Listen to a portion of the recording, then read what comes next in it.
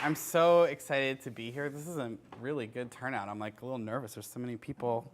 Thank you for inviting me, Josie, and faculty. I really had wonderful studio visits with your students today, and I'm humbly grateful to get to show my work to you guys. So I'm going to start by talking a little bit about Fire Island Artist Residency. I consider it, I mean, it is an official nonprofit, but I also consider it part of my social practice in my studio because, I mean, it doesn't pay super good, so it is definitely something I do because I love to do it. It was founded in 2011 by myself and a friend of mine, Evan Garza, who is an assistant curator at the Blanton in Austin. He and I visited Cherry Grove numerous times as tourists. Fire Island is a barrier island off the coast of Long Island, and it has two LGBT communities amongst very many communities. But Cherry Grove is the oldest gay town in the world, or so they say. It started in 1910 as a theatrical sort of it's like a place for people in the New York City theatrical community to go and put on plays and embrace their sexuality, which at that time and throughout the mid-century had to be kept mostly secret. Now it's a very vibrant vacation community for LGBTQ people, and it still has a lot of history, although most of it is passed down verbally. There's not a lot written about it, actually. I decided when I went out there the first time that it would be so cool if some rich old gay dude would like make an artist residency and then I could go and visit it. But that hadn't happened and it didn't seem like it was going to. And so when Evan came out once, I was like, you know, this would be so cool to do, but I mean, maybe someday when we're like more well known and like famous or something, like we could pull this off. And he was like, well, we could just do it. And like, I mean, that was really silly, and I'm so glad I believed him because we did a 2-week pilot that following summer with our own money, just renting a pretty dilapidated beach house, and we put an call for applications on Facebook and got 75 applications in 2 weeks. So clearly there was a desire for this thing beyond our own fantasy. So that summer, we invited 5 artists, a jury selected 5 artists to come out and live and work in this beach house, and they were visited by leaders in the field of contemporary art who were also LGBTQ, and those people did one-on-one studio visits as well as public talks at the community center. So I have photos. This is the last year's residence. Fire Island doesn't have roads. You can't drive anywhere, so you have to take a boat. And then this is like the road. This is like actually one of the 2 main streets, so that's what it looks like. It's very remote. This is what it looks like when you set up an art studio in a beach house. You just kind of put it together. And so this is Laurel Sparks from 2013 and Paul Mapagi Sapuya in the mirror behind her working at the dining room table. That was his studio. It's very modest. I mean, we really just make it work the best we can. Travis Boyer working inside because it was raining that day. We just kind of moved all the furniture into a pile outside and threw plastic over it. That was our solution that first year to make studio space. Elijah Berger's dining room studio the first summer. This is actually the residence the first summer, and Nayland Blake, who was a visiting artist that summer. We had a different house in 2012 that had a lot of spare bedrooms, so those became the studios. People had more privacy.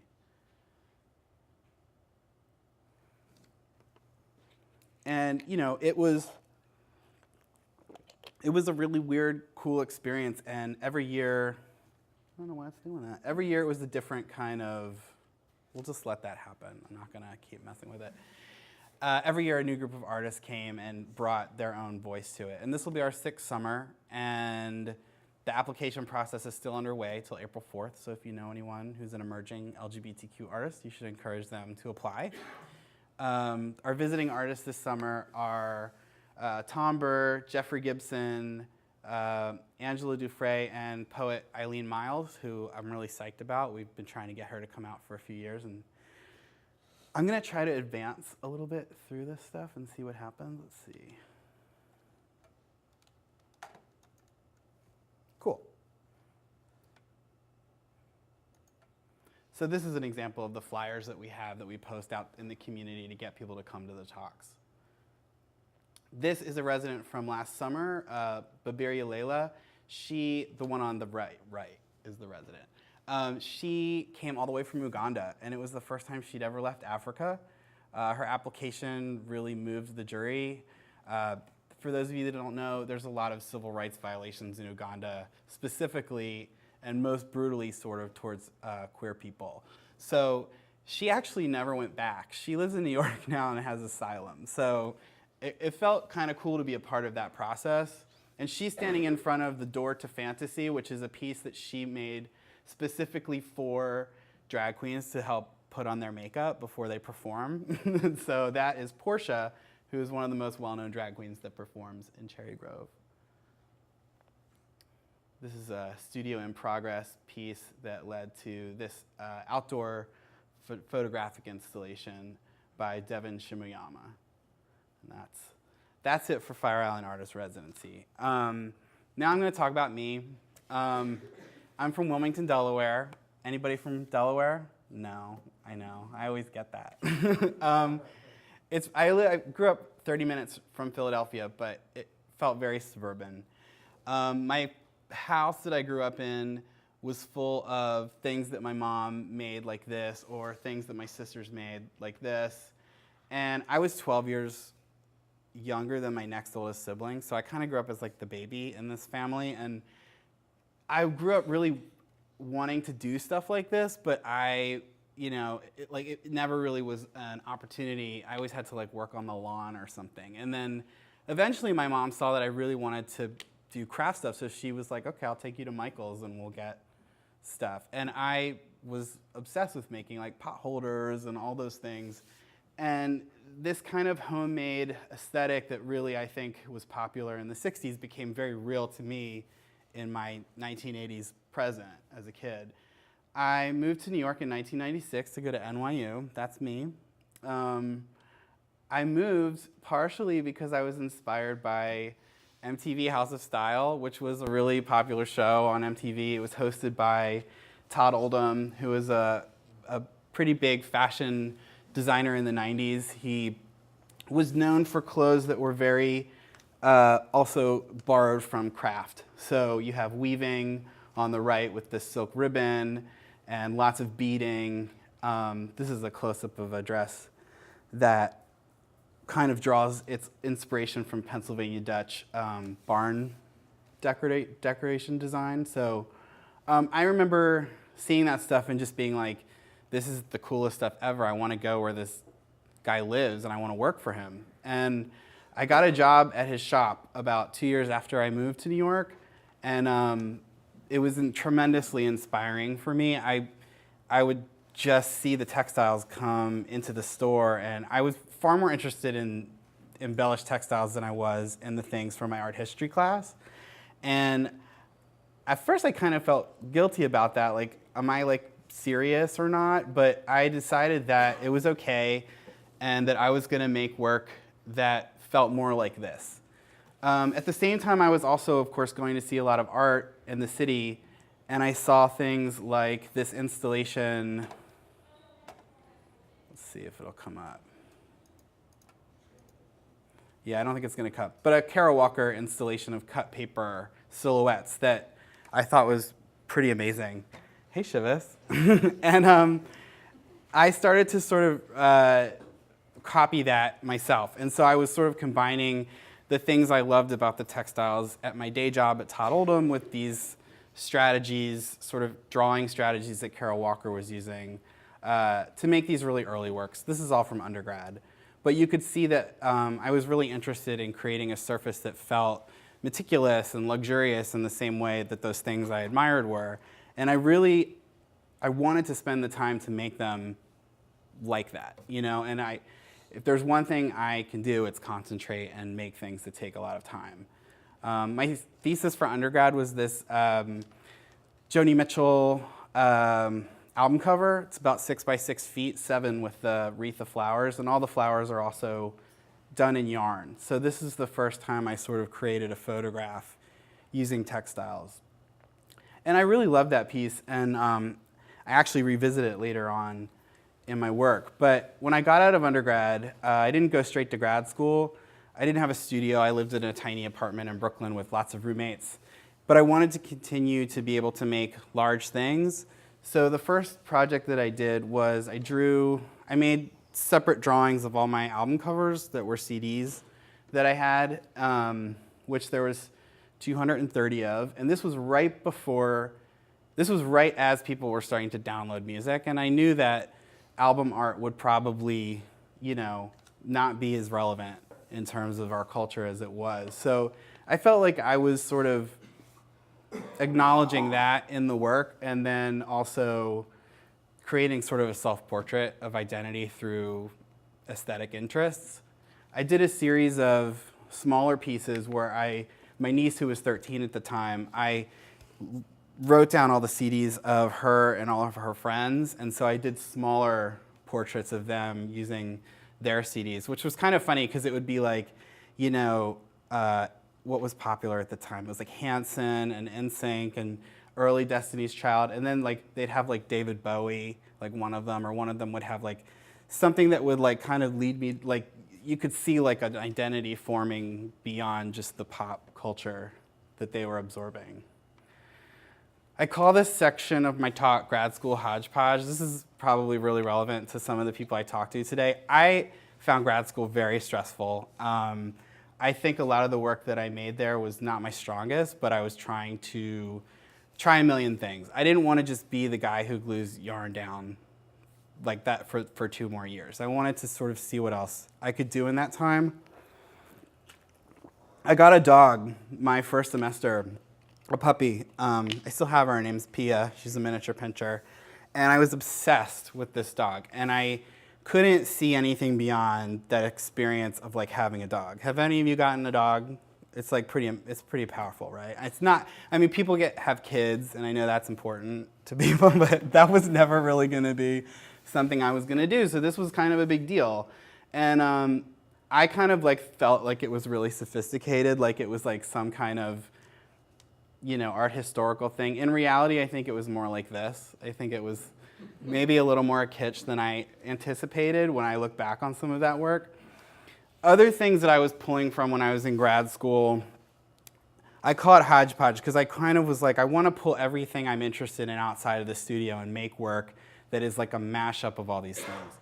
So the next thing I'm going to talk about is bears. So bears are a subculture of the gay community that the definition here says a subculture of gay men known as bears who embrace their natural body hair, from the New York Times. I think fatness also factors into that, but anyway, I date bears. I have a bear boyfriend. We go to Provincetown Bear Week. I'm actually going to Texas Bear Roundup right after tomorrow. It's this weekend in Dallas. I've never been. It's going to be really fun. Video games are also a thing for me. So I've played video games my whole life. I'm a huge gamer nerd, and there's this whole rich visual vocabulary from early games that I also wanted to access in the work that I'm about to show you. That's a screenshot. You can't see this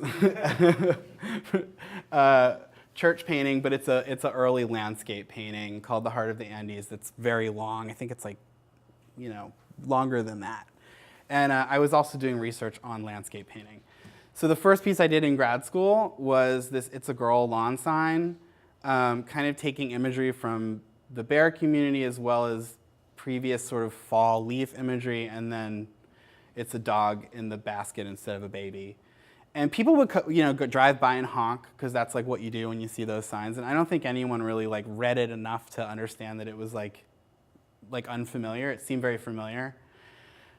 In that same crit, I showed these digital prints where I was playing video games and taking screenshots of the landscapes in them. And then I would go into Photoshop and I would create composites with all the trees from all the video games. And then I created this kind of bear clops character to inhabit it. But I decided that I wanted to maintain a more pure sense of landscape. So this piece is called The Valley, and it's about 6 feet wide. It's almost about that size. And when you get close, it's again all of these composited trees and plants from video games, very tiny. And this was another experiment like that.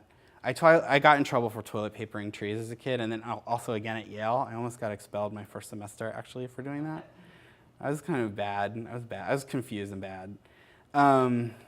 This is another piece. What is the medium? So I'm going to show you right now. They're C prints that are mounted behind plexi. That's how they were finally realized. And they had this kind of austere, perfect kind of black void about them. It was very in fashion, I think, in art at the time to make shiny black stuff, and I think I was very seduced and influenced by that. I also made this sculpture. I was in the sculpture department, so they were pressuring me to make sculptures. So I wound up making this sculpture to appease Jessica Stockholder, my professor.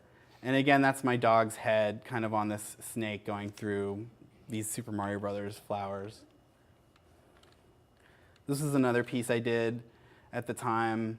If you look at it from above, it's like a Pac-Man vomiting, and then the vomit is this kind of funny Halloween textile that's all yarn. The black is also all yarn, and it has this kind of ziggurat coming out of it. And I was thinking about these video game landscapes and psychological landscapes and how I could, again, mash them up. I feel like in retrospect, though, like a lot of this work was very clumsy because it was sort of like so about my internal feelings about the subject matter that I don't think I was thinking about how, like obviously my connection to my puppy was like pretty serious, but no one else felt that way. So I think that was sort of the shortcoming of a lot of that work.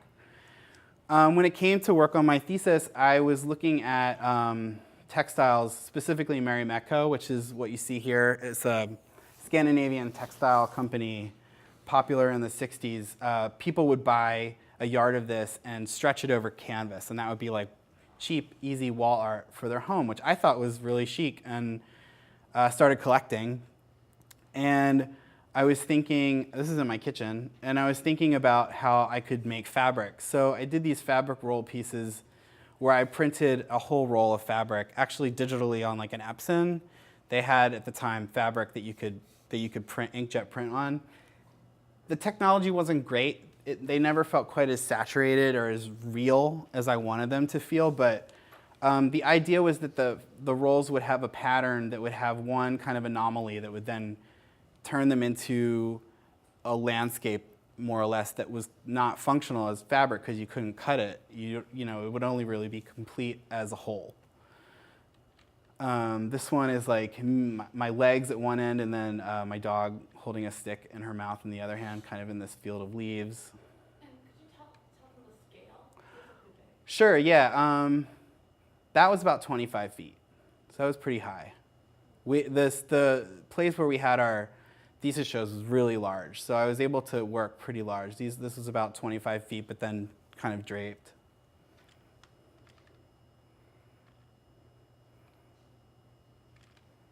This is another view of the thesis. I'll show you a close-up. That green one is like this sort of rolling hill of trees, and then you can see there's just one sun in the middle. Another install shot. That piece in the corner is these like this is a really kind of a close copy of a very famous Marimekko print where it's these flowers, but instead they're like puddles of pee with poop, and you really only realize that when you see the dog squatting in it. That's just a cutout wood yarn piece. And a watercolor from that same time, kind of showing you what my interests were with textiles. When I got out of school, I was in this really weird relationship with this guy. I think this isn't recorded, right? Let's just say he might have been in the mob.